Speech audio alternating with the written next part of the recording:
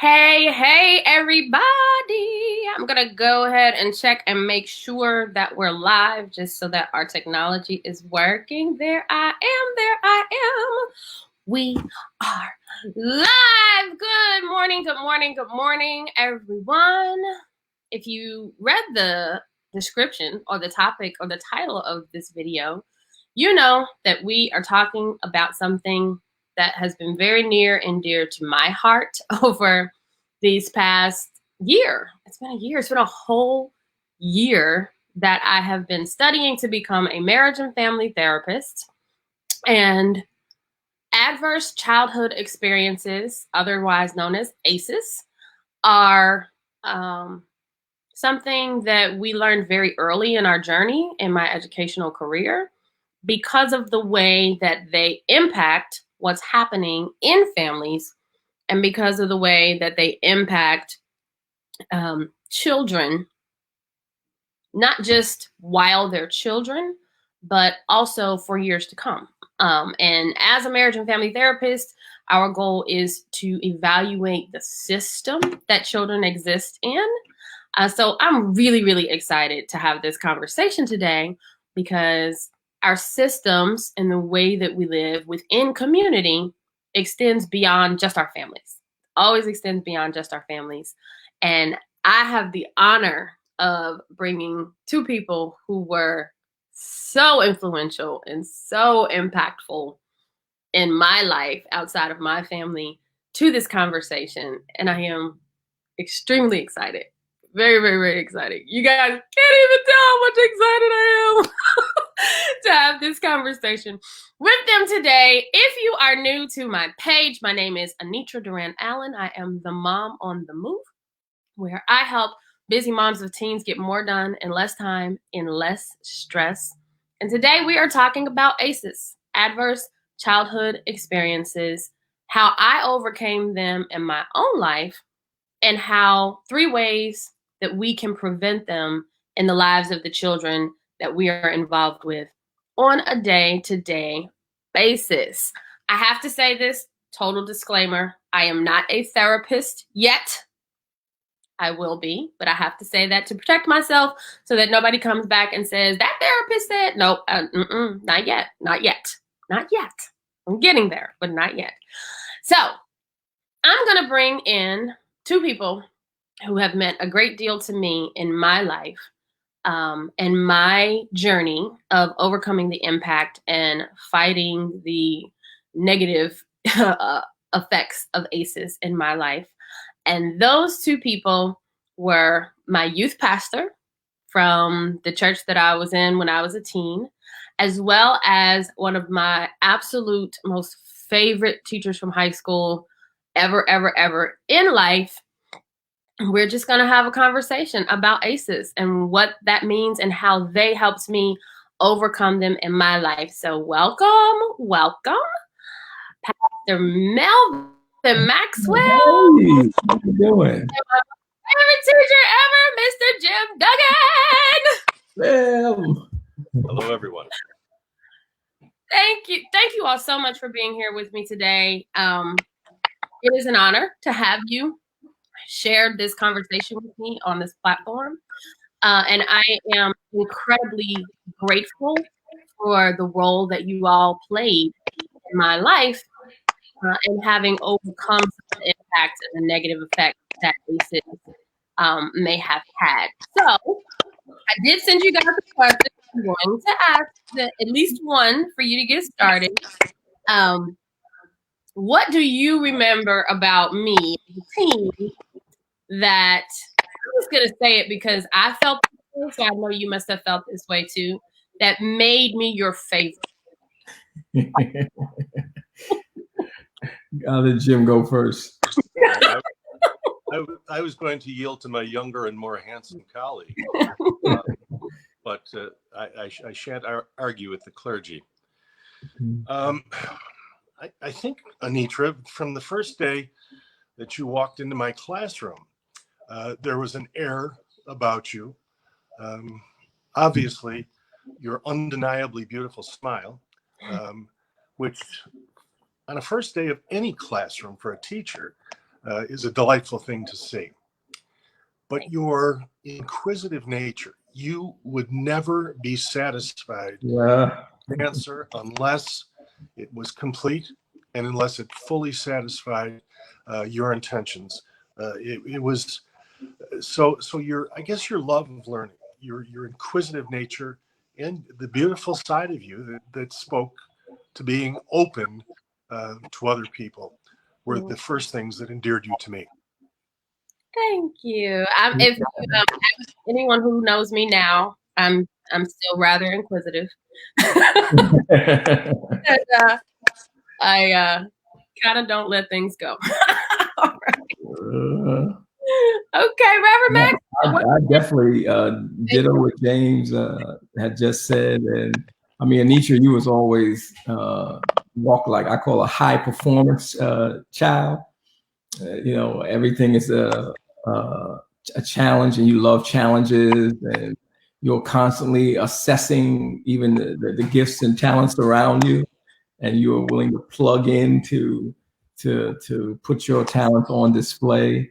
You had what a lot of my children had, this kind of sense of trying to be an obedient, you know, want to be obedient to the adults around you. At least you would display that in a valuable way.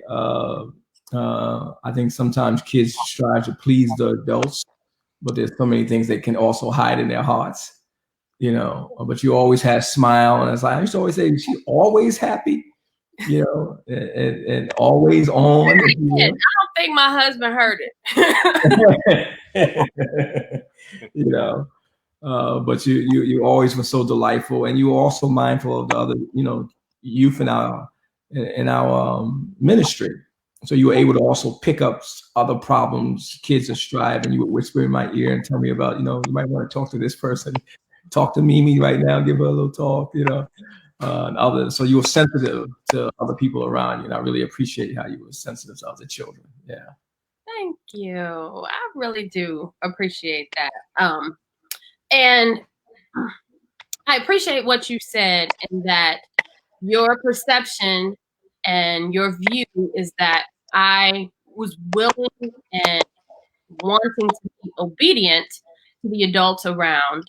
And I do think that that is true because of the fact that the both of you were so impactful for me and such a positive part of my growing up that I wanted to be there. I wanted to be in those spaces, and I was willing to do what it took to be there and to be in those spaces and to be accepted and to be allowed. And I think that is very important when we're talking about overcoming the impacts of adverse childhood experiences, that those trusted adults in the lives of children create a space and an environment where they want to be. Just before we get too far into the conversation, so everybody is on the same page and we all know what we're talking about, I just want to run through really quickly what ACEs are, what that means in the life of a child, and how we, as a now adults, 3 ways that we can help prevent them in the lives of a child.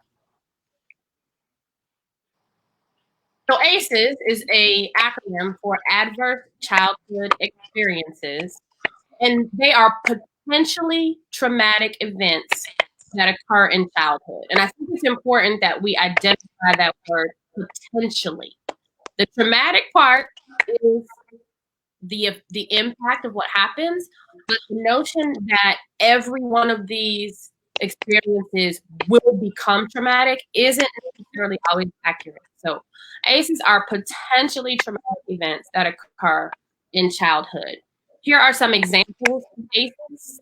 There are any number from 7 to 10 different kinds of experiences that a child can face based upon the study that you read that identify potentially traumatic events: child abuse of any kind, child neglect, mental illness in the household or of a parent, substance abuse, alcoholism in the household or of a parent, witnessing domestic violence or abuse, not of a child but of adults, having a parent or a family member that's separated, having a parent go through separation or during childhood, the death of a parent or sibling. All things many of us experience, many of us have experienced, that tend to be traumatic. Now, the important part to understand as it relates to the long-term impact and effects of ACEs is that usually they're not a one-time event, right? And when any person, but specifically children, experience recurring traumatic events, that leads to their body developing toxic stress. And as we know, stress can have an impact not just on our mental health, but also on our physical health. And the longer a child is exposed to one of these experiences, the more impact it has on our lives long term. And so this is what we're here today to talk about. 3 ways that we can prevent and or reduce their impact, because it's important to understand that some of these issues are not preventable by you as a person, maybe even within the family or outside looking in, but your effect on a child's life can reduce their impact. So in your own family, you can create loving and supportive relationships with your children. With children outside of your family, you can become a trusted adult like the 2 men that are on this live today. And if I could only have found Miss Sharon Kelly, who was my 3rd and 4th grade teacher, she would be here also because she was the first significantly trusted adult that I had in my life. And the last one that we can do in one way, shape, or another is strengthen economic support for families that creates stability in the life of a child. When a parent has consistent child care so that they can work, that creates stability in the life of a child. When people who have absolutely no responsibility to be trusted adults in my life choose to be trusted adults in my life, that creates stability in the life of a child. And that these are things that we can all do, that we can all contribute, not only in our families, not only in our immediate communities, but also in the broader community by helping families create consistency and stability for children. So I want to know from the 2 of you, most of the studies that were done on ACEs, there was a very large study done on ACEs by the CDC in 95, which is when I graduated from high school. And that was around the time that you all were actually being that trusted adult in my life. So I didn't know that was what was happening. But in hindsight, I understand that. Did you understand or know what the concept of ACEs was, and that there was even such a thing as you playing that role in the life of a child? Reverend Maxwell? Yeah, I definitely did. That's only because during that time period, I was doing clinical training. So even now, I do marriage and family counseling and counseling of children. And so, that list that you had there, I came through 4 of those things myself personally. Yeah. The trauma, the divorce, and a lot of those things, physical abuse in the home, all those things. So I had adults that mentored me, Chaplain Thomas Azar and Chaplain Spearman in the Air Force, who really helped me confront some of what I call the child screaming in me, and all that pain that I had been carrying that I never dealt with and so forth. So they took me through therapeutic processes to be able to heal and to understand, which gave me a burden for that to go into studying more about it, which really my calling to youth pastoring came out of some of my own trauma, wanting to create safe space for children, to really give children a voice, a context where they can experience love and community, and also use discipleship as another way to help children in that process of dealing and confronting with some of the trauma in their life. It's not often talked about in therapy, Christian therapy it is. There's a book written called Emotional Healthy Spirituality that says you can't even grow spiritually unless you deal with some of the emotional damage of your life, emotional trauma. And so you have to kind of, disrupt some of the trauma and bring another level of spirituality. And so my focus in youth ministry as always was discipling children about the love of Jesus Christ in their life. And if they can embrace that love and really and be an embodiment of that love to the kids myself, then we can really start dealing with some of the trauma in their lives. Yeah. I think for me, and so much of what you've already said, both of you, we're talking about the root in family. And obviously, from whence one comes is oftentimes sort of the guidepost as to where one goes.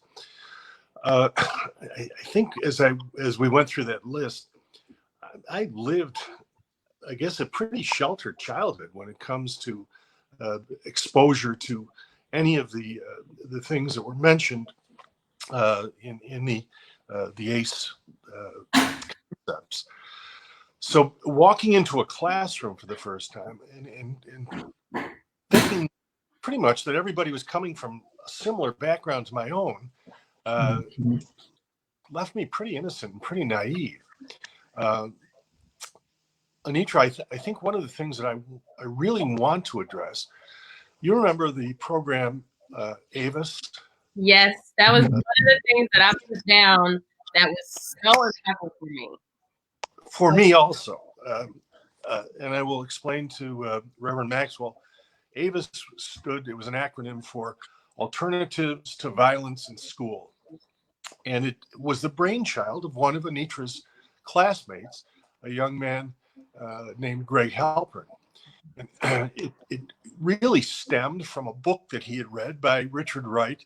And he began to try to conceptualize the plight of the Black male in our society. And he was very, very inquisitive and very curious, the same sort of intellect as yours, Anitra. He would not let it die. And he met two people who were associated with the Western New York Peace Center, and he convinced them to come to our school, City Honors, and talk about alternatives to violence. This led to this beautiful program, and we were able to get it done through one class, one of my English classes. We had to get special approval from the Board of Education. We were going to be messing with children's minds and doing something outside of the normal curriculum.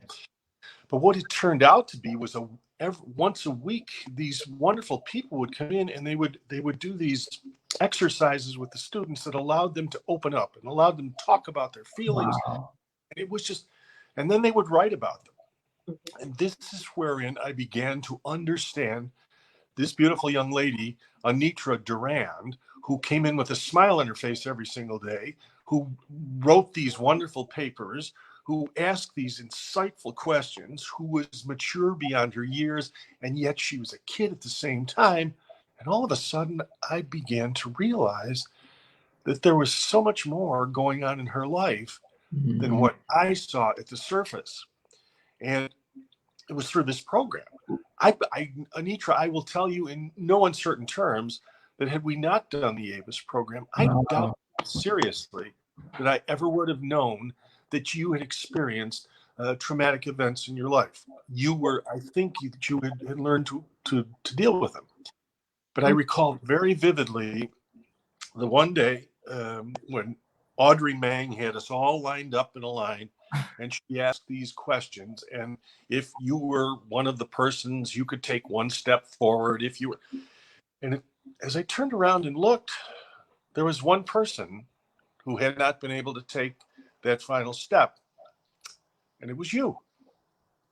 Do you remember that experience? I don't remember that specifically, but Avis was so, I mean, that was one of the things that I was kind of thinking for, because it changed my life. It changed the way that I move through the world and view interactions with other people significantly. Well, my recollection was the question had something to do with abuse. And that when your classmates realized that you had experienced this, and you didn't have to say one word, You just didn't have to take a step forward. They turned, and as I recall, there was like this incredible group hug, and everybody just surrounded you and tried to absorb the pain that you had experienced, and tried to let you know that you were loved. So had it been just an English class, maybe through your writing, I would have discovered something, which is one of the things that I did in many of my students when I would learn about their things through their writing. But I'm not sure that would have come through as clearly. But you also, and I will conclude with this, you also were a part of an absolutely incredible, I mean, in my memory, probably the top 5 classes whom I ever experienced in my 36 years. It was just the list. We were ones. You are not being in the least bit self-serving when you say that. You are an amazing, amazing group of young people somehow thrown together, and through these 2 wonderful people, Ray Rosen and Audrey Mang, we were able to conceptualize this program, which I think is, in its essence, is still in existence today. Wow.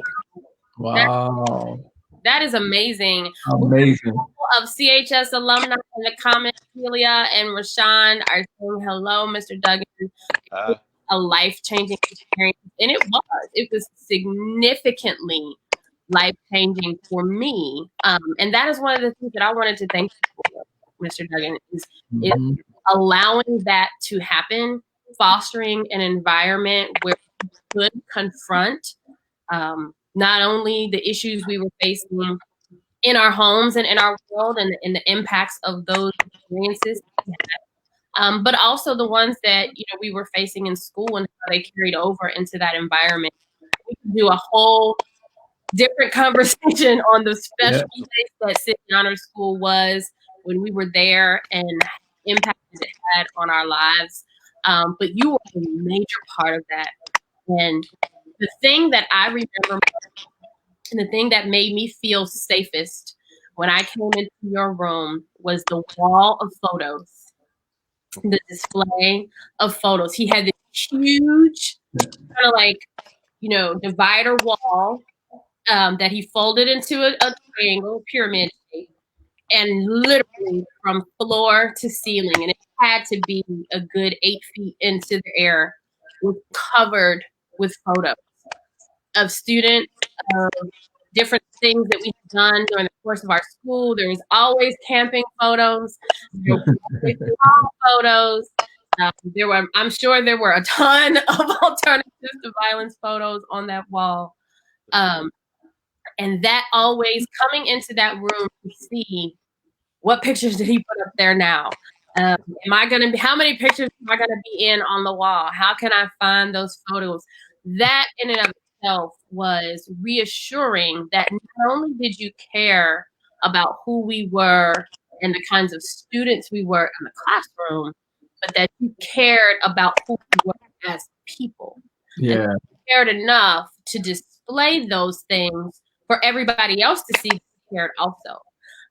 And going through the process of changing out those photos, he had his storage room, office classroom, was basically just a photo place. It was full of pictures. Photo booth. In there at one point in time, but it's mostly just pictures that we could go through and pull out and pick them, and we could lobby to say, hey, can we get this one on the wall? But the one that really stood out to me the most is there was one picture of me.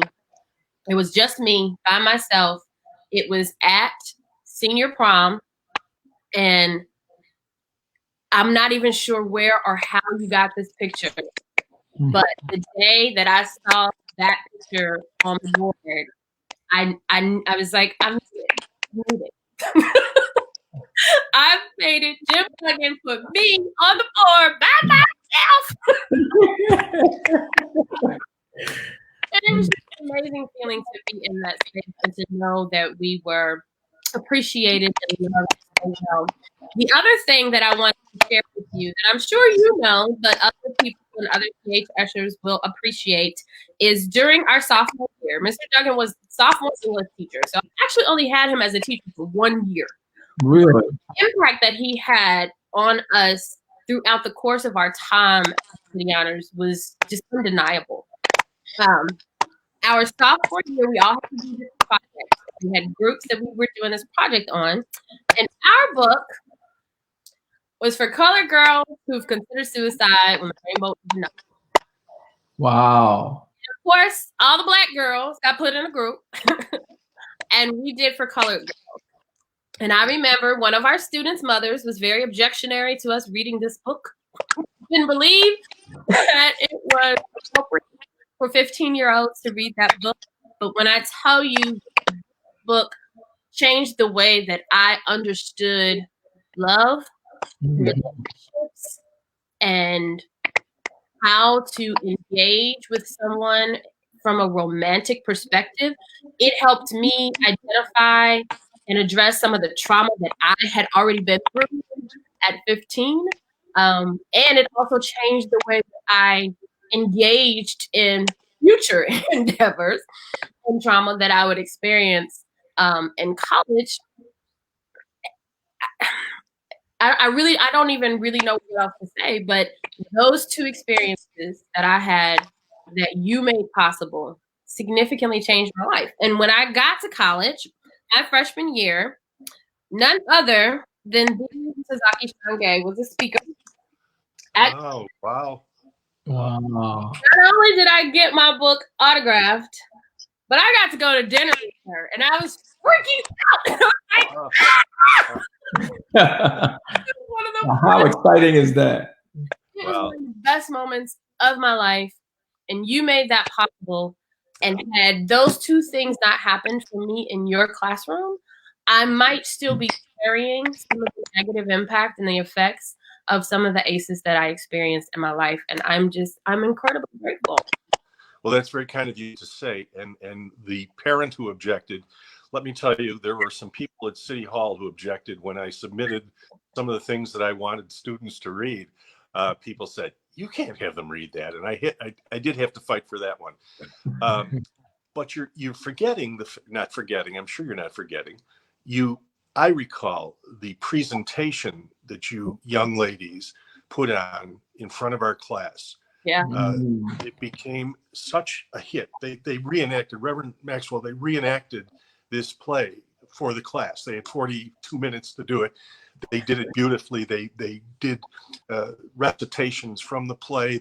Most of them had committed their lines to memory. But it was so impactful that other classes wanted to come and see them. I mean, it was like command performances going on of period sevens for colored girls. And Ntozake Shange became a permanent part of our reading list from that point on. In fact, I think in a year subsequent to that, I had 7 of the African-American males read that and reenact it. And I hear from them what an impressive and important aspect it was in transformative in their lives. So good things happened. And I was fortunate that I taught English because I didn't have to make too much stuff up. All we had to do was read good literature. So. Yeah, and then it's interesting. People always ask me when I interviewed Harvard. Harvard has alums from that area who review their candidates. So I interviewed with a Harvard alum who was also a City Honors alum, and they asked me who my favorite teacher was. My undergraduate degree was in engineering. Everybody knows that. I was a math science kid. Mr. Soffin, Mr. Duggan, and those were my people. Mr. Soffin taught math. Mr. Duggan, I'm gonna be perfectly honest. I never really liked English. I just liked being in your class. And then Miss and Mose, those were my people. But I went to college and I got an engineering degree. And when I was in this interview for Harvard, the guy asked me who my favorite teacher was, and I said, Mr. Duggan. He said, well, that doesn't make sense. You're going to be an engineer. I thought you were a math person. And I said, yeah, I am, but Mr. Duggan was my favorite teacher. And that's what I remember. And it was for those two experiences that really, really changed my view and perspective on life. And Reverend Maxwell, what I want to thank thank you for was making being a church girl cool. Cool, right? Like, when you're in your teen years, you kind of have to make a choice in some ways. And sometimes making that choice could put you on the outs, and it could put you on the outskirts. And a lot of times the things that we've experienced, one of the things that has been researched and studied with ACEs is that the younger you are when you experience these things, the more chance there is that you have other negative effects from this. So obviously linking childhood sexual abuse to sexual behavior in teenage pregnancy. Linking having drug abuse or alcoholism in your home can lead to drug abuse and use in your own life as a teen, and even later into life, and can develop some addictive behaviors. You made being a church girl cool, and that was fun for me. It was incredibly fun for me. And I realized that even some of my peers that were at church thought that I was a bit over the top and a little bit nerdy for, being a church girl and interested in learning and studying the Bible. But that connection that I had to my faith, and that connection that I had to a safe community, and that connection that I had to you as a trusted adult who was an adult, you really weren't that much older than us. That's right. Age difference between us, and that's part of what made it so cool. Is I'm definitely one of the reasons that I am actually studying in a seminary right now. Like it's definitely had a significant impact on me. So what made you decide to become a trusted adult in the lives of youth? It really some of my own experience, and a gift that God gave me to almost hear the inner pains of children, and to be able to enter that in a safe way without, causing it more disruption, giving them a safe place to be able to put it on display. And I love what Jim was doing in class, because we did that, a lot of drama, use acting, creating places to bring out, and writing and so forth, to bring out some things that are really serious, and then create a safe place where kids can actually talk about it and feel safe, and pour a whole lot of love on top of that. But yes, let it, bring the hip hop culture into it without it being, crazy and sinful, Right. It's shocking sometimes to a first Shiloh church, and so breaking some of those paradigms. One of my CHS alumni friends, I'm going to say his name because he's pretty cool right now, Dr. Sean Nelms. He wasn't Dr. Sean Nelms at the time, but he was Sean. He had come to visit. He come over our house. I think he might have been dating my sister. Maybe I'm telling too much. In any regard, we were sitting at the table. We were having a conversation, and we talked about the fact that we went to Shiloh. And his response was, "Are y'all allowed to clap in that church?" We were pretty conservative. Very conservative. When I got there, I was like, wow, okay, well, we're going to spice this up. We're going to have a lot more fun. We were pretty conservative, and you definitely brought a different element to our youth ministry experience that made it cool to be a church girl. And I do think that my connection to my faith made me challenge some of the things that I might have wanted to do as I moved to the world. It always came back to, not necessarily what would Jesus do, because that was long after I was a teen, but it always came back to the idea that I had this connection and responsibility, not just to myself, but also to my community. I had a responsibility not to let you down. And I had a responsibility not to let you down, Mr. Duggan, as well. And those connections, I think, really helped me to make some of the choices that led me away from some of the negative impacts of ACEs. And thank you. You're welcome. And that's important, though, the internal struggles we have to try to land on a good decision, Mm-hmm. you know, and weighing it through and having something to land on. So many children don't have anything to land on, no infrastructure, no faith or love or faith community. Despite all the ACEs experiences, they still need to have something of quality to land on. Yeah. At least give them that. Yeah. And I don't even know what else to say, but thank you. This conversation is about bringing awareness to, what ACEs are, how they can be started, how young children can experience them, how impactful they can be, not just during childhood, but throughout the life of someone who's experienced them. The CDC reports that over 60% of adults have experienced at least one of the ACEs. And they also followed that with, if you've experienced at least one, then there's an 87% chance that you've experienced more than one. That's right. And the African American community is even higher than that. Yes, African American community is higher. Underserved and poor communities are even higher. Female gender is even higher.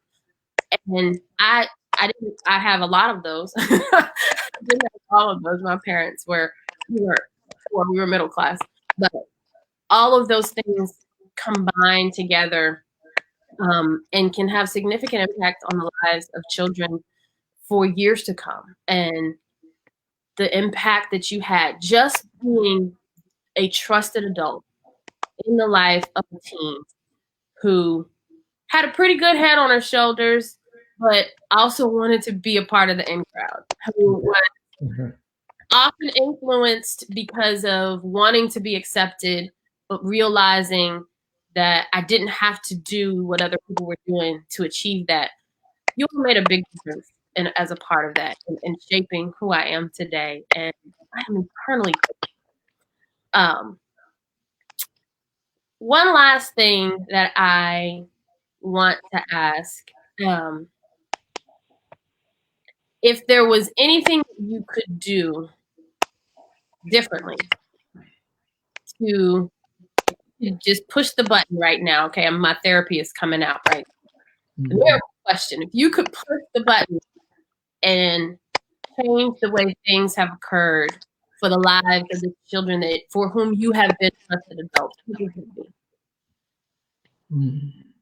That's a great question. Great question.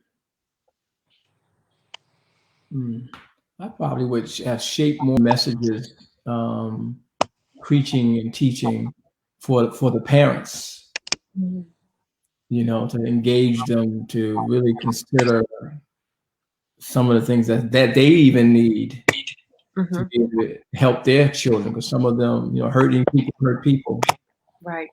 A lot of times, we even as youth pastors, we do a lot of engagement with the children, but as I went through, seminary and other things, when I changed some of the paradigms of ministry, I wish I had some more time with parents to be able to engage them, to talk through some of their stuff that they have and maybe I have been dealing with that's really manifested now in their households. Right. Kind of like the family system theory. Exactly. To that, I would integrate some of that into the ministry.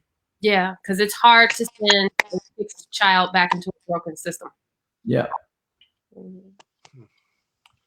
You alluded to the wall of photos that I had. I guess I would also say I would have a wall of buttons that I would love to have pushed or love to still be able to push. But I think speaking from an educational point of view, and we talked about this program, Alternatives to Violence. Well, it was an alternative classroom that we were dealing with. And if there was one button that I could push, it would be for the inclusion of classes that allowed students, that gave students the opportunity to open up, to become much more part of the community, rather than just the concentration strictly on academics and an end line of passing a test. That would be, I think, my most important button. I would love to know, and Anitra, as a soon-to-be therapist, not quite yet a therapist, but soon to be, Would you advise a parent to alert a teacher or to alert a minister as to something that their child may have experienced prior to coming into that classroom? As I said, I had no idea who you were. I saw a smile on your face, and I assumed that everything behind that smile was copacetic. And yet we know that that's not the case. And we know that it's not the case in so many of the young people that we encounter. If I can push that button, I would say, give me a little bit of insight into who this lovely person who's walking into my classroom is, and maybe I can help even more. Maybe we need more programs like that in our schools. That would be my button push right today. Yeah, absolutely. I know for a fact that City Honors was a very unique unicorn of a place. It was a very special place, and it was significant to me in my life and all of my classmates. I still stay connected with people from 3 or 4 years ahead of me, from 92 all the way back to 97. We're still very close and tight-knit. But even among that, the individual opportunities that we had within that building to take the education beyond the textbook made a significant impact.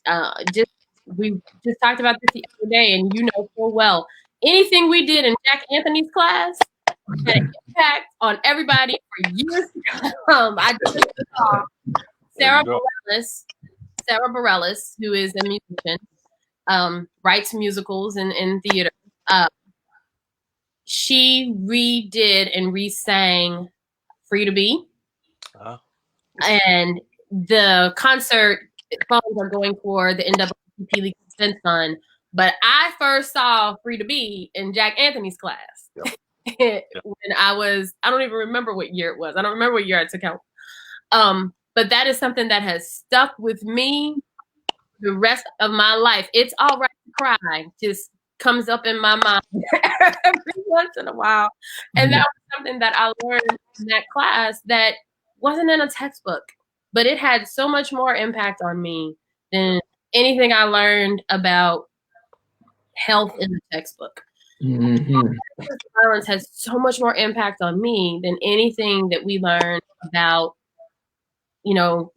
diagramming sentences or anything like that. Rich Picard standing on the shelf, standing on the ledge in front of the window, reciting Fog by Charles Sandburg. My fellow Americans had much more impact on me than anything we learned in any of the books we ever read. And so I agree with you. I believe wholeheartedly that the opportunity to take education out of the book and out of the teaching to the test is a way that you can definitely learn the students better, but also be a more trusted adult in their lives and be more impactful, because when you get to know who they are outside of the grade on the piece of paper, you're able to serve them better and you're able to reach them better. And I think that happens both in the classroom and in the church. In the ministry, you can't serve a people that you do not know. You can't serve them effectively, at least. And so I thank you both for taking the time to learn and to get to know me, as well as all of the other peers and youth that you have impacted over the course of our lives. And thank you for being a part of reducing the impact and the effects that ACE has had on my life, as well as countless others who haven't had the opportunity to say thank you. So I'm going to thank you for them as well. You are welcome. You're welcome. Thank you very kindly. And I know that you will continue to pay it forward. That's right. In very positive ways. Thank you for who you are, and thank you for the impact you made on my life. That's a double amen to that. Yeah, Reverend Maxwell, how nice. She likes engineering, because she was talking about maybe getting away from math and it was boring. I was like, I'm an engineer. I said, I'm an engineer. It's good. Stay with it. I love math. I'm a mathematician and engineer. You can do it, and you should keep doing it. It ain't boring. It ain't sexy, but it's great. Having those conversations with her, yeah. I remember. It pretty well while I was in it. Yeah. But thank you all so much for joining us today. Be sure you guys check out the CDC's recommendations for how to prevent ACEs in the lives of your children, as well as the American Academy of Pediatrics. They have some tools and resources, not only for you as parents, but also for those who are playing the role of trusted adults in the life of a child.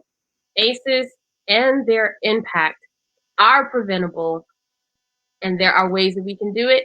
I'm happy to share the 3 ways that I've shared today. Check the links in the description for other ways that you can learn to prevent the impacts in the lives of the children in your life. Again, I'm Anitra Durand-Allen, the mom on the move, and I'll see you guys later.